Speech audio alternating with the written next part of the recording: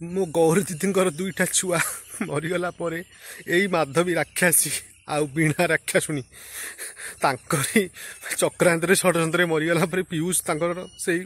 मातृहंता दुख देखी पारे बाबा पाखक गले जाई पचारे गुरुदेव मो दीदी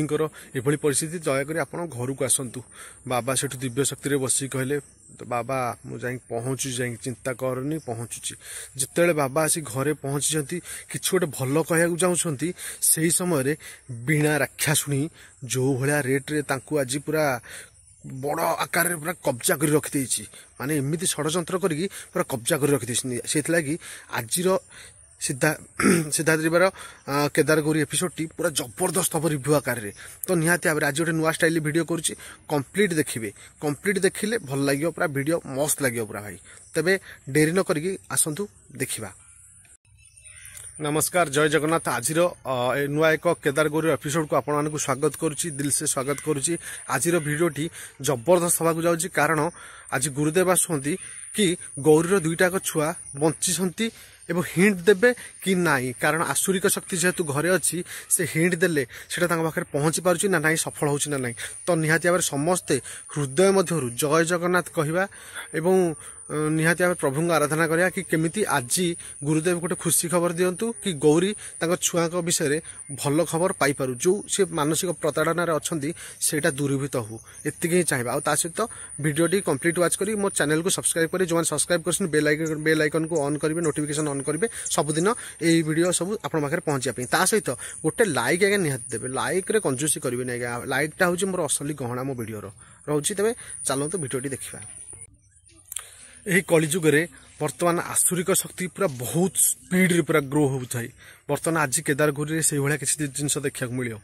गुरुदेव जिते आसिक पहुंचती घर हालचाल एवं शुभमंगल खबर दवापाई कि पीयूष को अनुरोध क्रमे तो गौरी दीदी आसिक पचारे गुरुदेव आपणकर आशीर्वाद रू केमती दिंतु जमती कि मोर छुआ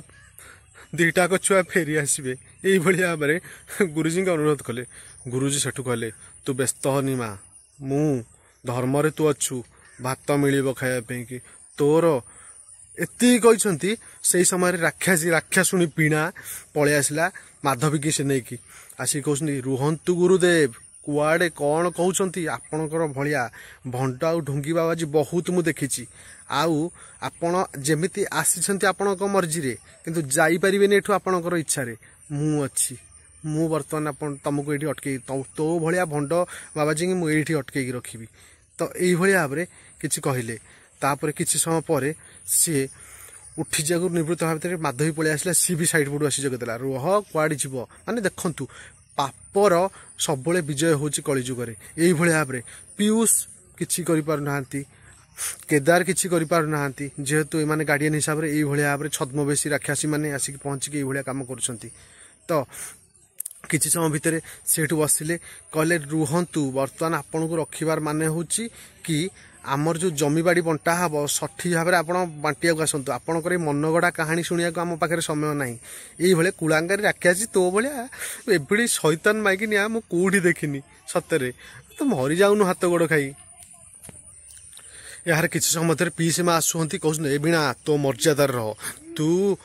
बर्तमान छोटिया पिला जड़े प्रकांड गाय गुरुदेव कर मोर आराध्य सी मुझे डाकिक आनी घर मंगल मन आसापी शुभ खबर देवाई पीयूष मो जरिया आसी कहले तथापि तू बुझीपार्लुनु प्रकृत में तोर आयुष काल पूरी आसला पापर अतिरु इति हेले जो भाया अवस्था हुए तू से भाया रहीचु तो यार अनुक्रमे जिते पीसी माँ कथा जेहेतु सी झील माने शिष्या भाया रखी माने चिंता कर गुरुदेव कथा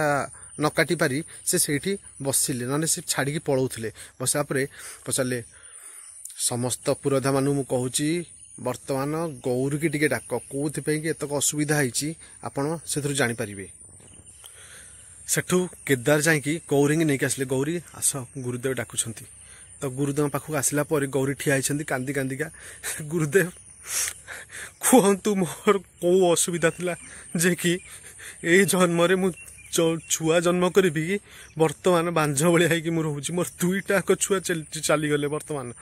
तो गुरुदेव सेठ कले ବ୍ୟସ୍ତ ହନି ଝିଅ ହାତ ଦେଖା ତୋ ଡାହାଣ ହାତଟା ଦେଖା ଯେହେତୁ ଗୁରୁଦେବ ଯେମିତି ତାଙ୍କ ଡାହାଣ ହାତଟା ମାନେ ଗୌରୀ ଯେତେବେଳେ ଡାହାଣ ହାତଟା ଗୁରୁଦେବ ପାଖକୁ ଦେଖେଇଛନ୍ତି ସେ ତାଙ୍କର କମଣ୍ଡଳୁ ପାଖରେ ଯେଉଁ ସେଇଥିରେ ହାତରେ ଥୋଇ ଦେଇକି ଦେଖିଲେ ଏବଂ ଦିବ୍ୟ ଚକ୍ଷୁରେ ଏମିତି ଆଖି ବନ୍ଦ କରି ଦେଖିଲେ କହିଲେ ଝିଅ ତୁ କାହିଁ ବ୍ୟସ୍ତ ହେଉଛୁ ତୋର କୌଣସି ଛୁଆର ବି କୌଣସି ହାନି ହେଇନି କୌଣସି ଆସୁରିକ ଶକ୍ତି ତୋ ଛୁଆକୁ ତିଳେ ହେଲେ ମାତ୍ର ତାର ବାଳ ବଙ୍କା ହେଇପାରନି ଯୋଉଠି ବି ଅଛନ୍ତି ଛୁଆ ତୁ ନ ଦେଖିପାରୁ କିନ୍ତୁ ଭଗବାନଙ୍କର ଛତ୍ର ଛାୟାରେ ଅଛନ୍ତି ଯେହେତୁ ତାଙ୍କର ଉପରେ ସେ ଦିବ୍ୟ ଶକ୍ତି ଦ୍ୱାରା ଜନ୍ମିତ ହୋଇଛନ୍ତି ତ ନିହାତି ଏତିକି କହିଲା ପରେ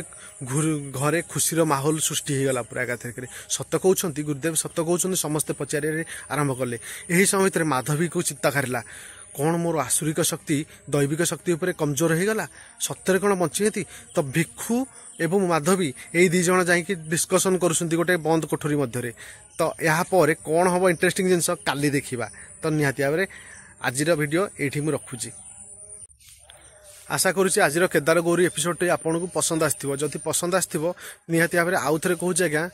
ଗୋଟେ ଲାଇକ୍ ସବୁବେଳେ ପାଇଁ ଦେବେ ଆଉ ଜୟ ଜଗନ୍ନାଥ ତ ଲେଖିଦେଇଥିବେ କମେଣ୍ଟରେ ନିହାତି ଭାବରେ ଆଉ ବେଲ୍ ଆଇକନ୍କୁ ଅନ୍ କରୁନାହାନ୍ତି ବେଲ୍ ନୋଟିଫିକେସନ୍ ଅନ୍ କରନ୍ତୁ ସବୁବେଳେ ନୋଟିଫିକେସନ୍ ପହଞ୍ଚିପାରିବ ଏଇଭଳି ଭଲ ଭଲ ଦମଦାର ଏପିସୋଡ଼ ଆପଣଙ୍କ ପାଖରେ ପହଞ୍ଚିବା ପାଇଁ ଆଉ ଯେଉଁମାନେ ନୂଆ ଦେଖୁଛନ୍ତି ସେତିକି ସେମାନଙ୍କୁ ଅନୁଗ୍ରହ କରିବି ଦୟାକରି ମୋ ଚ୍ୟାନେଲକୁ ସବସ୍କ୍ରାଇବ୍ କରିକି ଯୋଡ଼ି ହେଇକି ରୁହନ୍ତୁ ଏଇଭଳି ଭାବରେ ଦମଦାର ଏପିସୋଡ଼ ଦେଖିବା ପାଇଁ ଆଜି ପାଇଁ ରହୁଛି ଆଜ୍ଞା